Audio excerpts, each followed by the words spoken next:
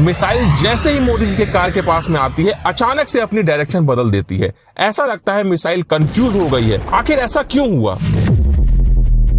आज मैं 3D animation से दिखाऊंगा एक ऐसा खतरनाक सिक्योरिटी कंपैरिजन जिसमें एक तरफ है इंडिया के सबसे अमीर आदमी मुकेश अंबानी और दूसरी तरफ है इंडिया के प्राइम मिनिस्टर नरेंद्र मोदी, जिनकी महीने की सैलरी लगभग 1,60,000 रुपए है। वहीं मुकेश अंबानी 1,60,000 रुपए 4 से 5 सेकंड के अंदर ही कमा लेते हैं। मुकेश अंबानी के पास है मर्सिडीज बेंज S680 गार्ड, जो कि एक 10 करोड़ की कार है, और उसके सामने खड़ी है मोदी जी की car Mercedes Maybach S650 guard, जो कि एक 12 करोड़ की कार है। दोनों ही गाड़ियां बुलेट प्रूफ, ब्लास्ट प्रूफ और हाई लेवल के आर्मर्ड प्रोटेक्शन के साथ में आती हैं। ये गाड़ियां कितनी सेफ हैं, इसकी टेस्टिंग करने के लिए हमारे पास 3 वेपन है। सबसे पहले AK-47, उसके बाद में एक RPG लॉन्चर और तीसरा सबसे खतरनाक FGM-148 जेवलिन मिसाइल, जो कि बड़े बड़े टैंकों के पर खच्चे उड़ा देती है।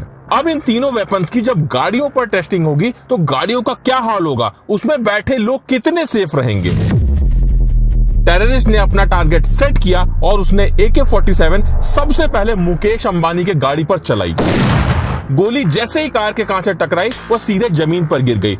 बस एक हल्का सा निशान उसके कांच पर आ गया, क्योंकि मुकेश अंबानी की गाड़ी का ये कांच लगभग 4 इंच मोटा है। और ये तो छोड़ दो, अगर हम इस गाड़ी के डोर को अलग करके देखें तो ये लगभग 5 से 6 इंच मोटा होता है और इसका एक डोर लगभग 250 किलो का होता है, जो कि हाइड्रोलिक सिस्टम से ऑपरेट होता है। एक बटन दबाने पर ऑटोमेटिक ओपन और क्लोज होता है। अब AK-47 तो कार का कुछ नहीं उखाड़ पाई। फिर ये टेररिस्ट गुस्से में आकर RPG लॉन्चर तान देता है। RPG जैसे ही कार से टकराती है बहुत तेज से विस्फोट होता है और जैसा कि आप देख सकते हैं कार में काफी बड़ा डेंट आ जाता है। लेकिन उसके बाद भी कार में बैठे मुकेश अंबानी को सिर्फ जोर की आवाज आती है, उसके अलावा कुछ भी नहीं होता है। वो कार में पूरी तरह से सेफ है, क्योंकि इस गाड़ी में आर्मर प्लेटिंग होती है।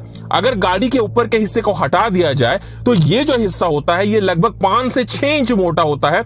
इसमें आर्मर प्लेटिंग होती है जो कि रेनफोर्स्ड स्टील, जो कि हाई क्वालिटी का स्टील होता है, और कंपोजिट मटेरियल जो कि बुलेट प्रूफ जैकेट में इस्तेमाल होता है, इनकी लेयरिंग से बनता है।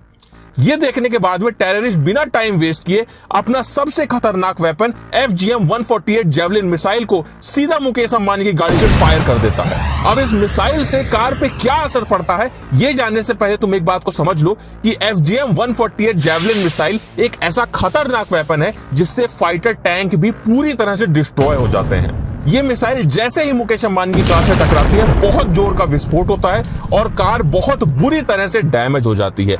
लेकिन अब भी मुकेश अंबानी को कुछ नहीं होगा, क्योंकि कार के अंदर के सारे एयर बैग्स ओपन हो जाते हैं, जिससे इस ब्लास्ट का पूरा इंपैक्ट एयर बैग पर होता है। मुकेश अंबानी पूरी तरह से सेफ रहते हैं।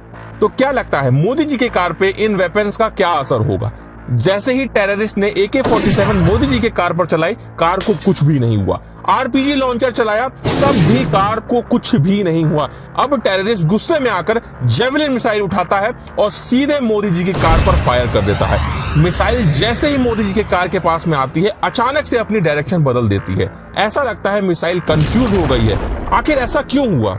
तो मैं आपको बता दूं, मोदी जी की गाड़ियों के साथ में पूरा SPG कॉन्वॉय चलता है, जिसमें ऐसी भी गाड़ियां होती हैं जिसमें बहुत सारे हैवी जैमर्स लगे होते हैं, और ये जो जैमर्स होते हैं ये मिसाइल के सिग्नल को ब्लॉक कर देते हैं, जिस वजह से मिसाइल अपने टारगेट को हिट करने के बजाय अचानक से अपनी डायरेक्शन बदल देती है, जिससे उसका असली टारगेट मिस हो जाता है और मोदी जी पूरी तरह से सेफ रहते हैं।